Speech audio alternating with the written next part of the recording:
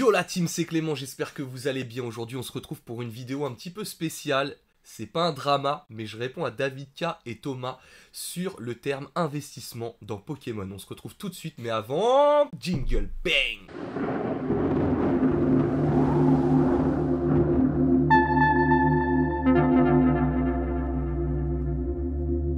Et on se retrouve les amis pour une vidéo un petit peu explicative où je suis contre les arguments de monsieur Thomas de Card Hunter et de monsieur David K qui sont des amis, hein. Attention, vous méprenez pas, maintenant c'est mon simple avis, c'est mon humble avis. Ça me fait un petit peu sursauter quand j'entends que on peut pas parler d'investissement dans Pokémon. Pourquoi on me dit il faut des diplômes ou des choses comme ça, mais on a une expertise quand même de plus de 15 ans. Je parle surtout pour Thomas. Thomas qui est dans le business depuis très longtemps. Moi, je comprends pas pourquoi il faudrait se cacher et pas donner des conseils à notre communauté en termes d'investissement. Moi, je trouve pas que ce soit un mot péjoratif. Bien évidemment, l'investissement, hein, et même les plus grands pontes de l'investissement peuvent se tromper sur certaines choses. Il faut bien avoir conscience de ça. Il faut bien souligner le fait que quand on vous dit qu'un item peut éventuellement, attention, il faut bien mettre des guillemets, prendre de la valeur dans le temps, il faut être conscient, vous derrière la caméra, que on n'a pas la science infuse et que bien évidemment on peut se tromper. Maintenant, en général, quand vous voyez l'évolution un petit peu de Thomas, vous pouvez remarquer quand même que je pense que Thomas a fait des très bons placements. On va pas se mentir, c'est en réalité un très bon investisseur. Il sait comment capitaliser sur Pokémon et sur différents TCG. David K, pareil, je pense, sinon leur société serait déjà fermée. Et je pense qu'il y a des items sans vraiment trop s'avancer, où on est quasiment sûr vraiment de l'évolution des prix. Là, je parle vraiment des prix sur ces items. Il faut bien savoir une chose, les amis. Le TCG, bien évidemment, il y a le côté collection. Bien évidemment, il y a le côté œuvre d'art, un petit peu, le côté beauté des cartes, jeu, surtout le côté jeu, franchement, training card game, bon, voilà. Hein. Il y a tous ces côtés, tous ces paramètres, mais le côté investissement, le côté argent, faut pas que ce soit tabou, et ça l'est pour personne. En réalité, faut arrêter de prendre les gens pour des zigotos.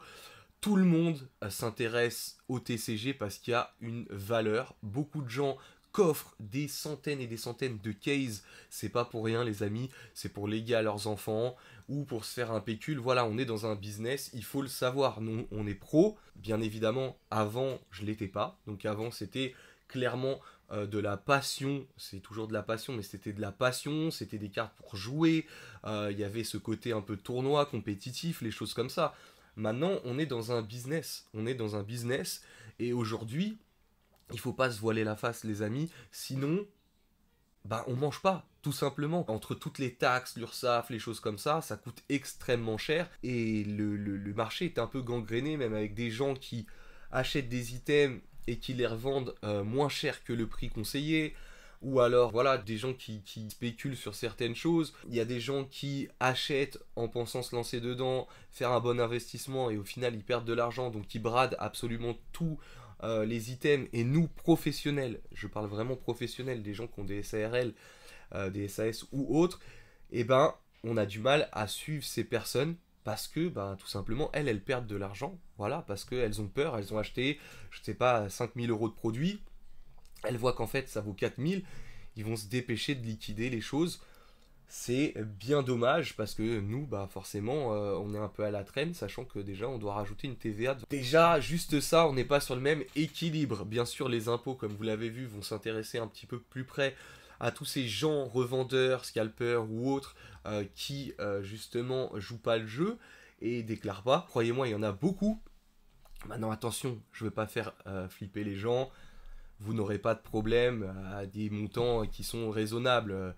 En dessous de 10 000 €, normalement, enfin, vous avez peu de choses à craindre, des impôts ou des choses comme ça. Mais il y a des gens qui font vraiment des salaires mirobolants avec Pokémon, bah forcément parce qu'ils ne déclarent pas. Revenons au sujet principal, à savoir l'investissement. Moi, personnellement, jusqu'ici, je touche du bois, mais si vous regardez toutes mes anciennes vidéos, vraiment depuis maintenant 2 ans, peut-être, vous verrez qu'il n'y a aucune vidéo où je me suis trompé. Alors, est-ce que c'est parce que beaucoup de chance? Je ne dis pas que je me tromperai jamais. Jamais je ne dirai ça. Jamais je vous inviterai à il faut acheter ça obligatoirement ou non. Ça, bien évidemment, là-dessus, on est clair et net. Mais on a les compétences. Thomas a les compétences. David a les compétences. Et d'autres personnes ont les compétences. Et moi, je vois pas pourquoi c'est un sujet tabou. Bien sûr, l'investissement fait partie du TCG. Je suis désolé, même si ça vous déplaît. Les gars, il faut le savoir. Quand j'ai acheté les displays Tops de Disney, les Disney 100 ans de Tops, on savait pertinemment que les displays allaient doubler. C'était une certitude. Quand le Seigneur des Anneaux annonce un anneau unique sur le premier set, on savait pertinemment que les prix allaient augmenter. Quand on achète des .5 sur Pokémon, en règle générale, les amis, il ne faut pas attendre très longtemps pour voir les prix s'envoler, ou en tout cas faire un 25% sur les produits, même si on les achète en grande surface ou des choses comme ça. Il y a plein de choses qui sont étudiables. C'est-à-dire que nous, on est tous les jours sur le TCG. On regarde Card Market, les graphiques, eBay, on est sur les plateformes de vente, on est au fait de tout parce que c'est notre activité principale. Donc tous les jours, on regarde l'évolution des prix, ce qui monte pas. Regardez aujourd'hui, HS déchaînement, voilà, bah ça c'est les choses qui montent actuellement. Soleil et Lune, donc forcément les items se raréfient parce que les gars qui en ont des centaines et des centaines les gardent de côté. Et il y a une régulation de marché qui est faite par des pontes de Pokémon et des gens qui ont énormément d'items. Du haut de choc, il fallait s'y attendre. On voit l'évolution. On voit l'évolution. Si on regarde les prix, ne serait-ce sur Vinted, il y a 4 mois ça valait 200 €, 220, 250, ça monte très vite. On voit bien la rareté de l'item. On se doute clairement, et même vous derrière la caméra, vous vous doutez un petit peu de comment les choses se profilent. 151, je vous prends juste 151 les gars, c'est une série exceptionnelle. Vous vous doutez bien que d'ici un an, ça sera encore plus cher, comme ça a fait sur Célébration, comme ça a fait sur même La Voix du Maître. Les points 5, les gars, c'est des très bons investissements. Les gars, on n'est pas débiles, ça fait toujours le même schéma. Bien sûr, évidemment, demain, quand je dis personne va s'intéresser à Pokémon, ça c'est pas vrai. C'est pas vrai, les gars. Il y a tellement de gens qui ont de l'argent, des items dans Pokémon ou dans d'autres TCG. Bien évidemment, vous pouvez être sûr que ça s'arrêtera pas demain. C'est une évidence parce qu'il y a un marché secondaire qui est tellement énorme que voilà, vous allez retrouver du Reine de Glace, des petites choses comme ça sur épée bouclier. Mais dès qu'on touche à des items un peu plus vintage, un peu plus rares, croyez-moi qu'il y a des collectionneurs qui se font la part belle sur ces genres d'items, qui font dropper ça de temps en temps, et qui sont des marges énormes. Voilà, je cite personne, hein, mais je vous explique un petit peu le système et voilà le déroulé des choses. Il y a aussi la régulation des cartes sur Card Market. On l'a très bien vu avec le Dracofeu, où il y a des gens qui ont régulé le marché, c'est-à-dire qu'on va acheter tous les Dracofeu. Une fois qu'il n'y a plus de Dracofeu sur le marché, c'est très simple. Libre à eux de mettre le prix qu'ils souhaitent, tout simplement. Et quand vous trouvez plus un seul Dracofeu en dessous de 100 €, et ben le prix devient 100 €. C'est le cas de Stitch, Lorcana, Foil et Rata. Aujourd'hui, on n'en trouve plus en dessous de 980 € sur Card Market. C'est à peu près le prix. Est-ce que ça va tenir à ce prix-là? Je ne pense pas. Mais forcément, il va y avoir un drop. Il va y avoir la carte va glow up. Et elle va passer au minimum à 400 €. Voilà. Mais ça, c'est une régulation du marché par beaucoup de personnes. Ça existe. Il y a des gens, vous savez, une fois que vous avez 100 000 €, vous avez 100 000 €, vous allez sur Card Market, vous prenez une carte déjà assez rare, assez difficile d'accès. Peut-être pas trop aimée, mais une carte un peu difficile d'accès entre les deux. Et là, les gars, vous achetez absolument tout. Vous achetez toutes les cartes, et c'est vous qui régulez le marché. C'est comme ça. C'est un fait, les amis.